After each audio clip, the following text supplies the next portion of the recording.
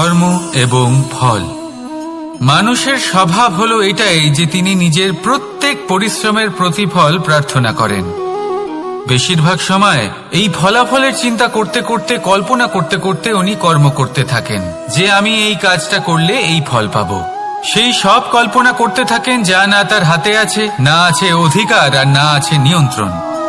উনি শুধু নিজের কর্ম করতে পারেন। উনি কি ফল পাবেন তা তার হাতে কখনোই নেই। তাই আপনিও শুধুমাত্র কর্ম করতে থাকুন, ফলের চিন্তা করবেন না। মনে রাখবেন, শিকড় এবং শাখা যেভাবে একে অপরের সাথে জড়িয়ে, সেইভাবেই একে অপরের সাথে জড়িয়ে কর্ম এবং ফল। যেরকম কর্ম আপনি করবেন সেরকম ফল আপনি অবশ্যই পাবেন। তাই এই ফলের আশায় কর্মের সময় কখনোই নষ্ট করবেন না, কারণ যে ব্যক্তি সময় নষ্ট করেন, সময় সেই ব্যক্তিকে অবশ্যই নষ্ট করে দেয়। কর্ম করুন নিঃস্বার্থভাবে, ফলের চিন্তা করবেন না, আর আমার সাথে ভালোবেসে বলুন রাধা রাধা। কর্ম এবং ফল। দেখতে গেলে এই সমস্ত ব্রহ্মাণ্ড এই দুইয়ের মাঝেই স্থির হয়ে আছে। মানুষজন কর্ম করেন ভালো ফল লাভের আশায়, আর ভালো ফল লাভের আশায় উনি এটাই ভুলে যান যে উনি যে কর্ম করছেন তা কি করছেন।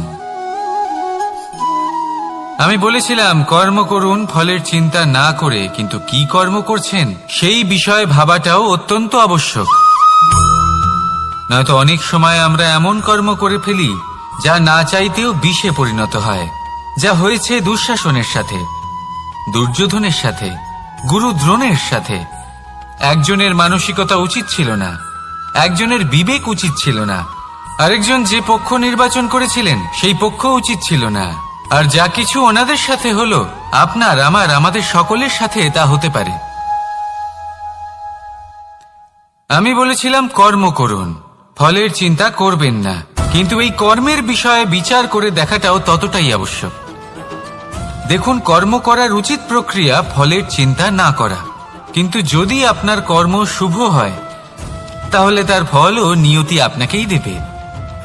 সর্বদা কর্ম করার সময় এটা ভাবুন যে আপনার এই কর্ম এই সংসারকে, এই সমাজকে, আপনার পরিবারকে, আপনার আশেপাশের মানুষজনকে কোন দিশায় নিয়ে যাবে। যদি এটা সবার জন্য